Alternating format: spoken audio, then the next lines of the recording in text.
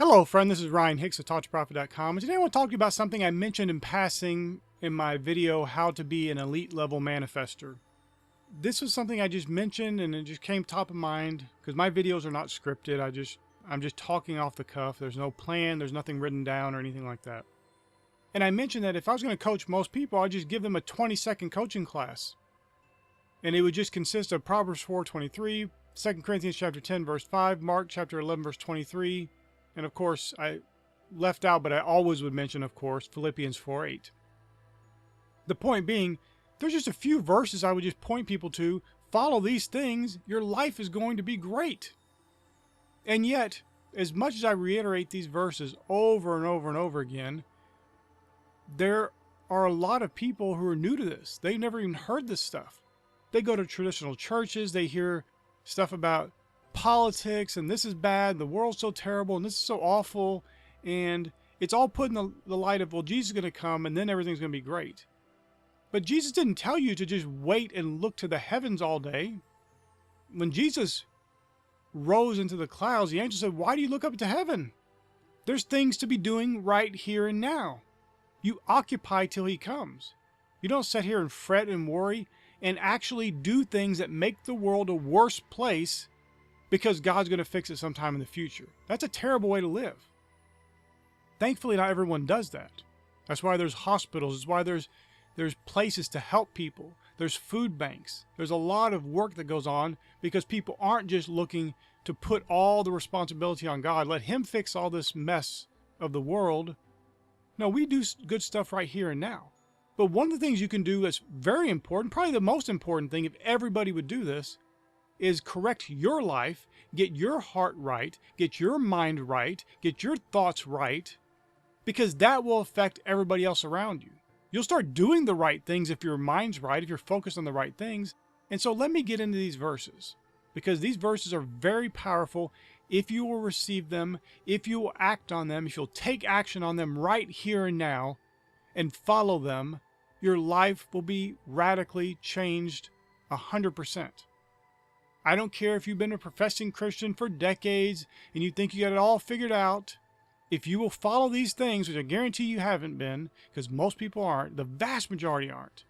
That's one of the things I was talking about in that video about being a top 1% manifester, is the reason to be top 1%, and I actually say in the video be top 1% of the 1%, is because most people don't do this.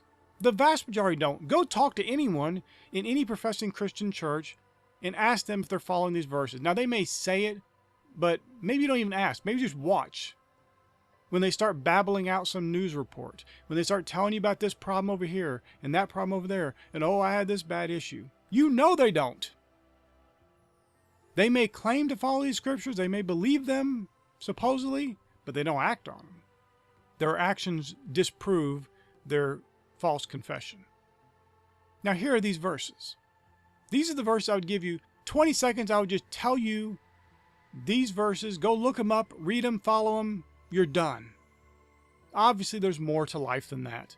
But my point is, if you follow these verses, these are the only verses you knew in the scripture, besides knowing Jesus. You get into following Jesus. If these are the only other scriptures you knew, your life would be radically changed for the better.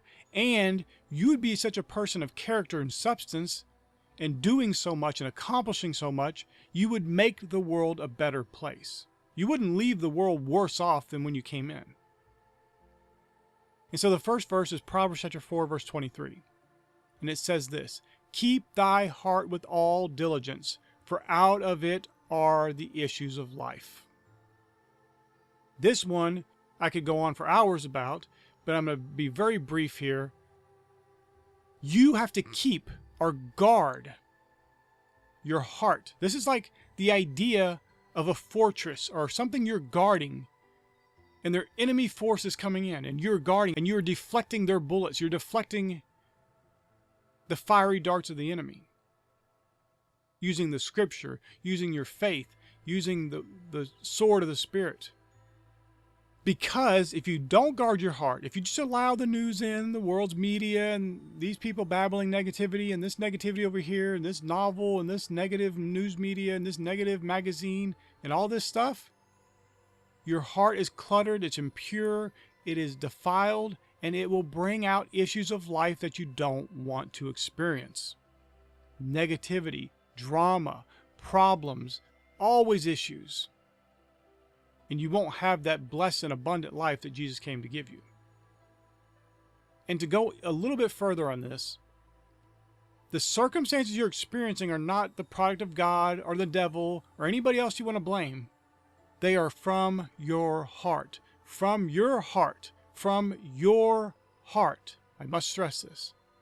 Are the issues of life. Those circumstances, those situations, those experiences are a result, a product, a creation of your heart. So you must guard your heart with all diligence. Proverbs chapter 23 verse 7 says, "For as he thinketh in his heart, so is he." Now this goes right in line. If you're feeling in your heart, your self-image is one of good.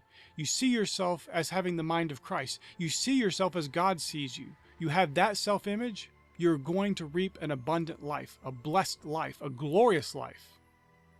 Because as you think in your heart, so are you. If you think negativity, if you think drama, if you think problems, you think always have bad things happen to me, that is exactly what you're going to experience. But if you think goodness, you think blessing, you think abundance, that is the life you're going to have. That's the person you're going to be. 2 Corinthians chapter 10 verse 5 says, "Casting down imaginations and every high thing that exalted itself against the knowledge of God, and bringing into captivity every thought to the obedience of Christ." If you'll follow that, some negativity rises up, you cast it down. Some thought comes up, you examine it. Is this in line to the obedience of Christ, the mind of Christ? Or is this contrary? Cast it out if it's contrary. If it's good, if it's lovely, think on that. Mark chapter 11 verse 22 through 24. "And Jesus answering saith unto them, Have faith in God. For verily I say unto you, that whosoever shall say unto this mountain, Be thou removed, and be thou cast in the sea, and shall not doubt in his heart, but shall believe that those things which he saith shall come to pass, he shall have whatsoever he saith. Therefore I say unto you, what things soever ye desire, when ye pray, believe that ye receive them, and ye shall have them." This, my friend, is a cornerstone of your speaking, of your thought life. You don't doubt in your heart. You believe and walk in faith, believing and knowing that what you say will come to pass. If you do that, you'll have whatsoever you say. That's a powerful promise for you. No more of this weak, wavering, doubting, always fretting, anxious faith. That's not faith at all. True boldness of faith, where you know that when you speak a word, you shall get what you've decreed. As the scripture says in Job, "You shall decree a thing and see it be established unto you, and the light shall shine upon your ways."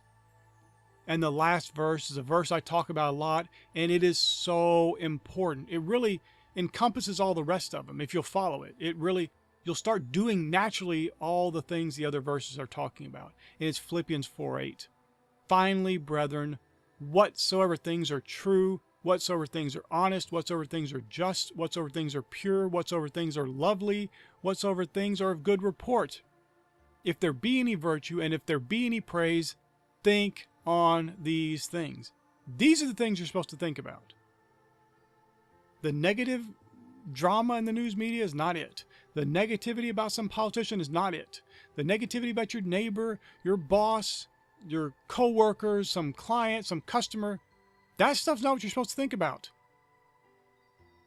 You think about things that are lovely and of good report, that are virtuous, that are true, that are honest, that are just, that are pure, that are lovely, that are praiseworthy. Those are the things you think about. Not negative things, not things that are down, not things that are low vibration, not things that are boo-hoo. Oh no, whine about this, whine about that. None of those things. You think about things that are good, that are lovely, that are pure.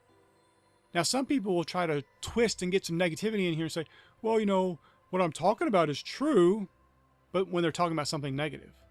You know that verse is not saying to talk about true negative things, because the rest of it goes on to, they have to be lovely, pure, praiseworthy, virtuous, good report.